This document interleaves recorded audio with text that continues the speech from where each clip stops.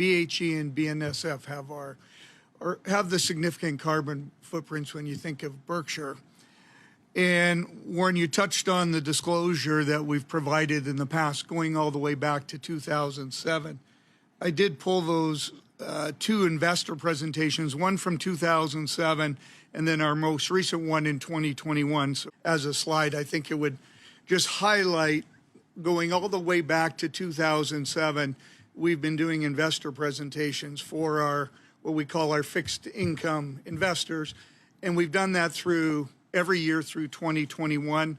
We've provided very similar disclosures to our board on an annual basis and had discussions around Berkshire Hathaway's Energy's plans to decarbonize. Now, it's interesting, if you go back to the 2007 fixed income conference, and we were having a conference at that point in time, we have third-party debt, capital debt that our utilities raise. It's a traditional capital structure used across our regulated entities to manage our total cost to the customer. So we have investors. We present to them as we're highlighting on an annual basis.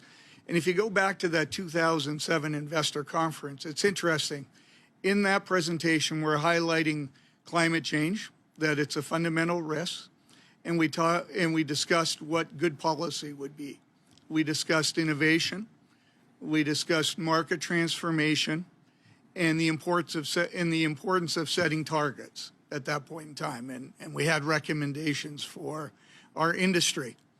And then since then, each year we've presented really a plan and a strategy around how each of our businesses in BHE, but each of our regulated entities, how they're going to transform. And the whole transformation has been around decarbonization, managing that risk on behalf of our stakeholders in our many states, our customers that we serve, and ultimately managing that risk for Berkshire Hathaway's shareholders.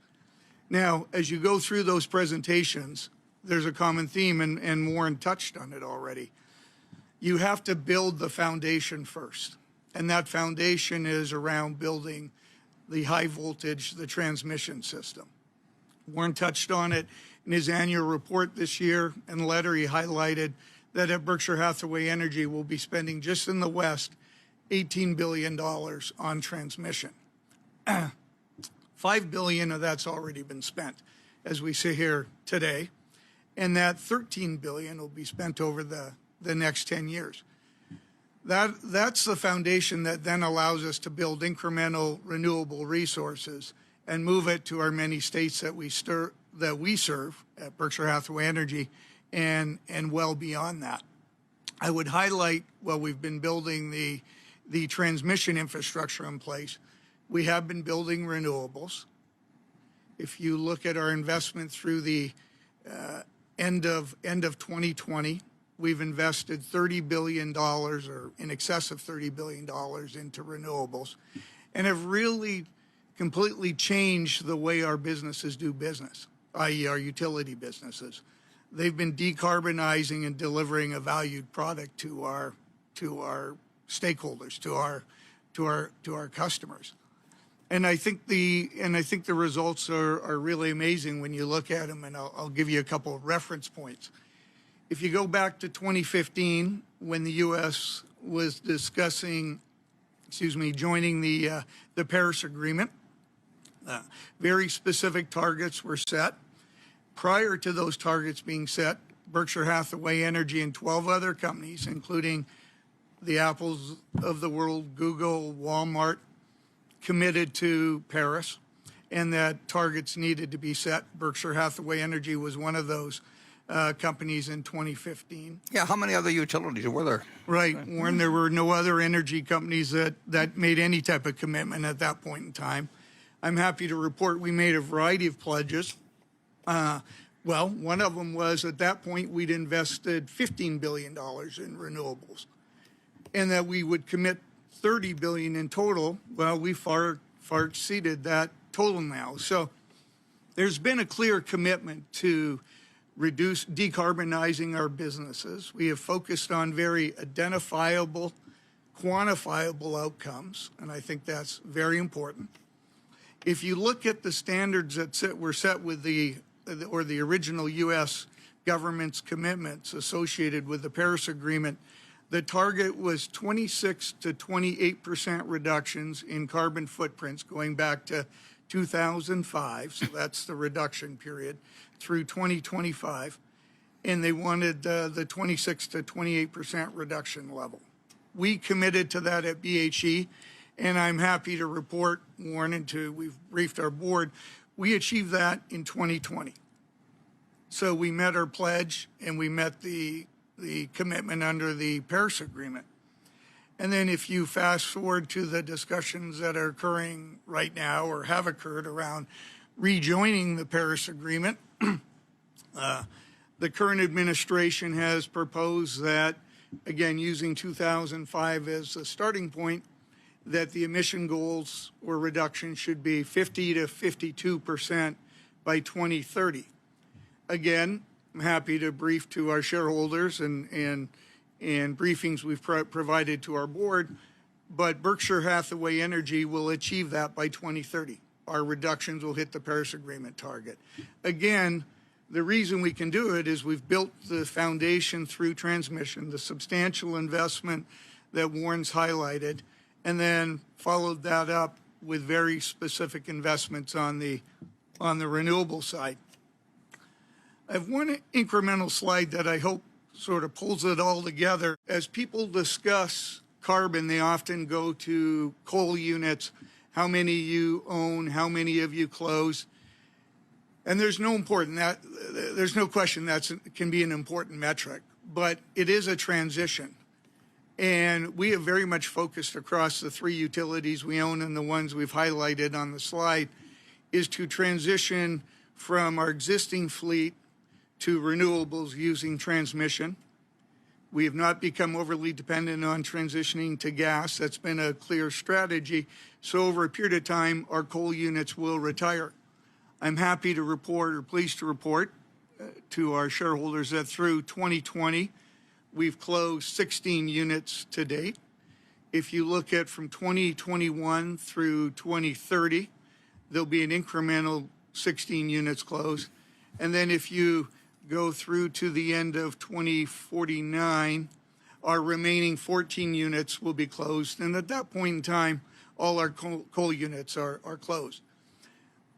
That slide is just an aggregation of all the activities each of our business units have been taking to help facilitate that transition and really transitioning to a decarbonizing those units. And I said decarbonizing our businesses on behalf of, first and foremost, our customers, the many stakeholders they represent in the various states.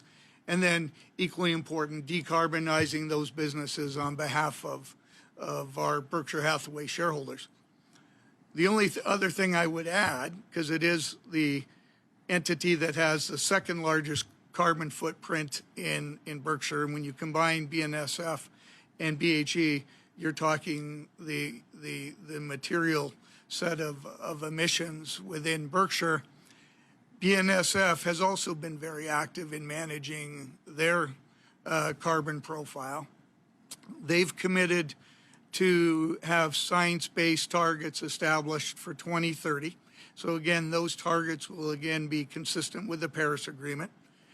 We've seen what the other participants, or some of them in the class in the industry, that have committed to. And our commitment will be very similar. It'll be consistent with the Paris Agreement, but it'll be a 30% reduction in BNSF's footprint by 2030. So again, if you look at our, and that's been publicly disclosed, that's on the BNSF website. Everything I've discussed regarding BHE is on their website, filed in 8Ks, completely accessible by our many shareholders. So when I look at it from the perspective of our Berkshire shareholders, I really believe this risk is being well managed, and we're positioning ourselves for the long term.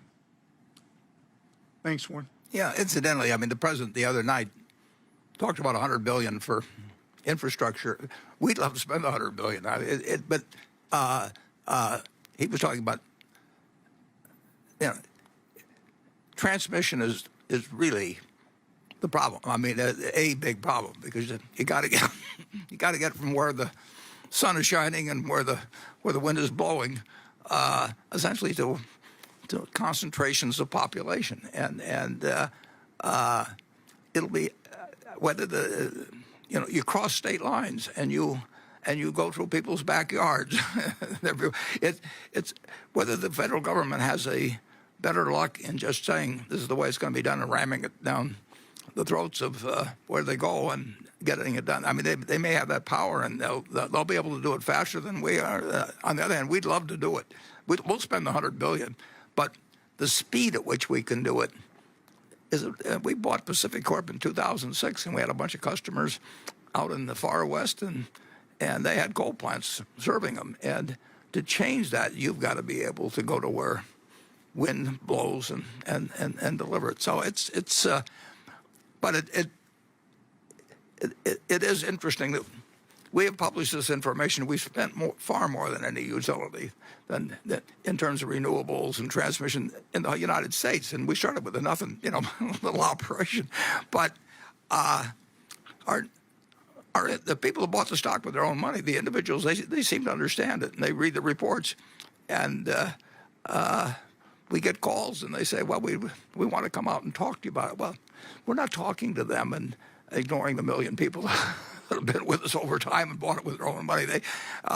We will not give special treatment to either to analysts or to institutions over the individuals that basically trust us with their savings for their lifetime.